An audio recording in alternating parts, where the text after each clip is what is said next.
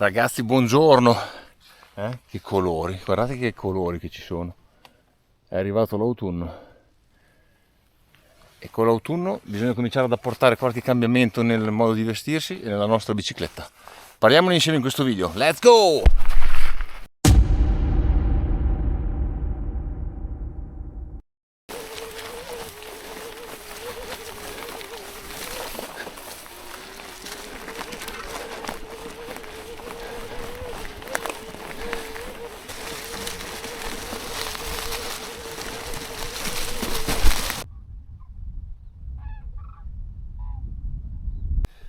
Lato abbigliamento non posso entrare molto in merito perché non siamo tutti uguali, ognuno di voi ha delle preferenze sia a livello di capo, sia io magari sento caldo, voi magari sentite freddo, quindi io i miei consigli su quello che io porto d'inverno ve li ho già messi in un video che vi rimetto qua sotto il link nei commenti.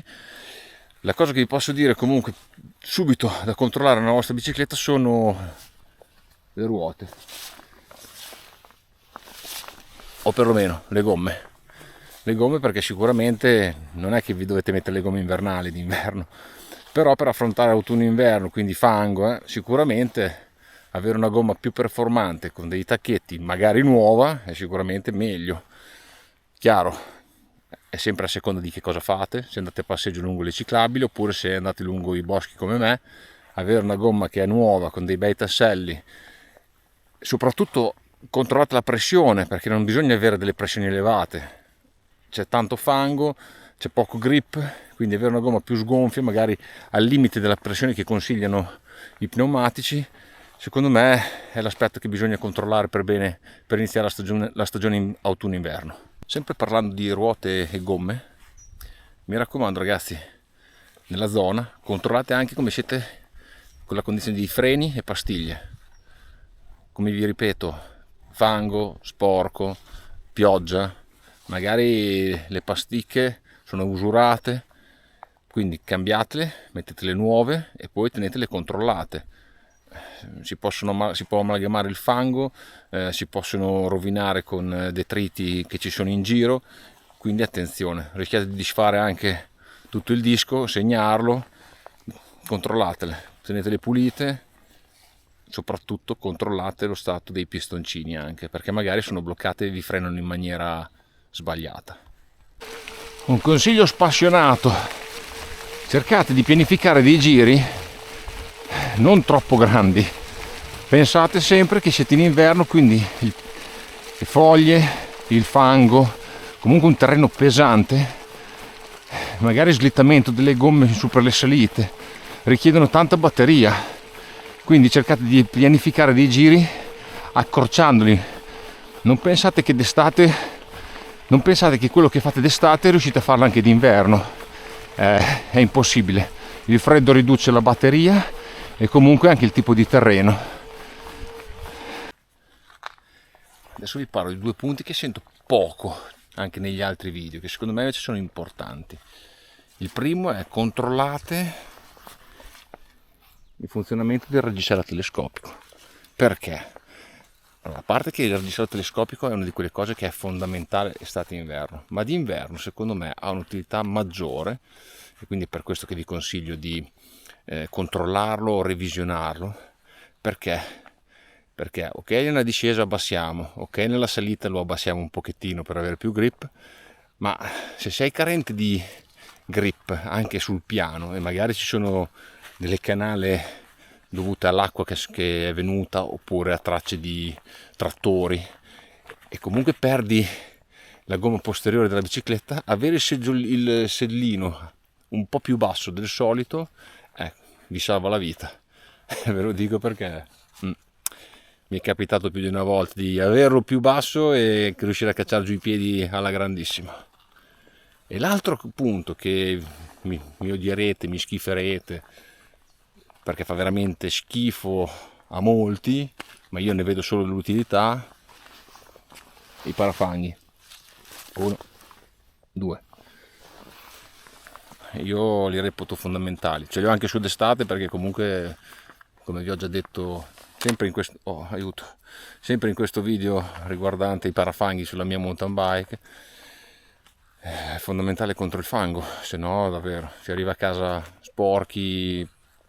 A casa è la meglio, se devi salire in macchina sì, devi sempre avere un ricambio dietro, quindi io ve lo consiglio, perché comunque anche per giri piccoli dove potete anche mettervi dei vestiti normali, tra virgolette, una passeggiata con i figli secondo me vi aiutano molto, alleviano il pensiero, diciamo così.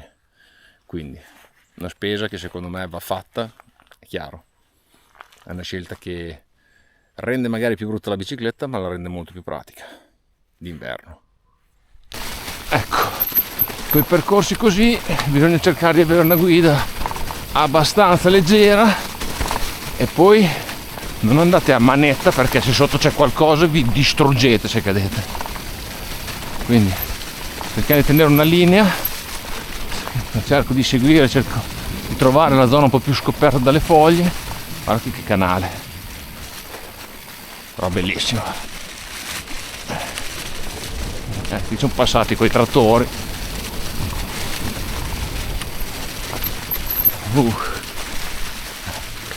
È distrutta.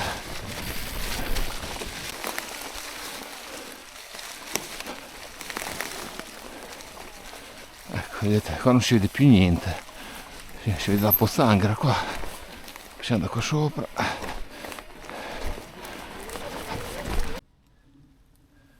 Cavolo, mi stavo scordando di una cosa, che non è un consiglio perché non ho mai fatto un paragone, però secondo me parte invernale, autunno, quindi come vi dico, bisogna essere abbastanza liberi dalla bicicletta, nel senso che se prende che va male la potete lanciare velocemente. Allora, secondo me un bel pedalino flat con un paio di scarpe che facciano del grip, secondo me è un buon compromesso.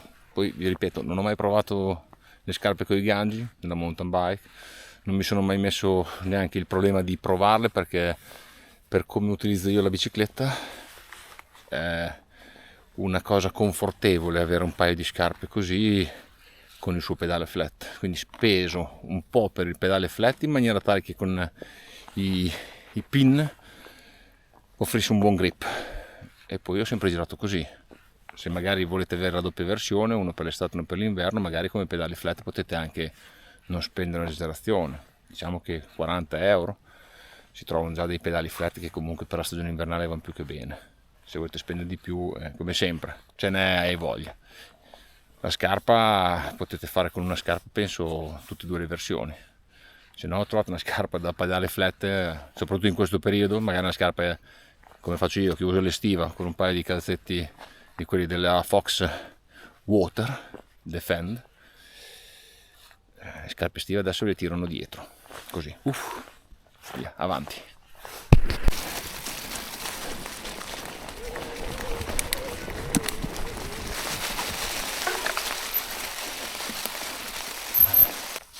Parlando sempre di autunno e inverno, giri in e-bike, finito il giro, una bella lavata, soprattutto la trasmissione, perché d'inverno si mangia con lo sporco, quindi catena, tutta la cassetta, il pignone davanti, dategli una bella lavata, usate i suoi prodotti, uguale per la parte di telaio, non siate troppo aggressivi, mi raccomando, non sparate sui cuscinetti perché sicuramente si rovinano. Se avete delle viti esposte, magari svitatele, ingrassatele di nuovo, usate quel grasso antiacqua che comunque fa bene, viti, quelle cose lì. E poi per il fatto che comunque d'inverno, ma già adesso, le giornate si accorciano moltissimo, è sempre meglio avere con voi un kit di lampade, luci, anteriore e posteriore, che nel caso abbiate un inconveniente, perdete del tempo, se il buio vi sorprende, almeno avete la possibilità di tornare a casa con le vostre luci. Questi sono i punti che secondo me sono fondamentali per un uso, sempre usando la testa, autunno e inverno della e-bike e mountain bike. Noi ragazzi ci vediamo al prossimo video. Spero che questi consigli vi piacciono, quindi iscrivetevi qua sotto. Se avete delle domande scrivete qua tutti nei commenti e noi ci vediamo al prossimo video. Ciao ragazzi!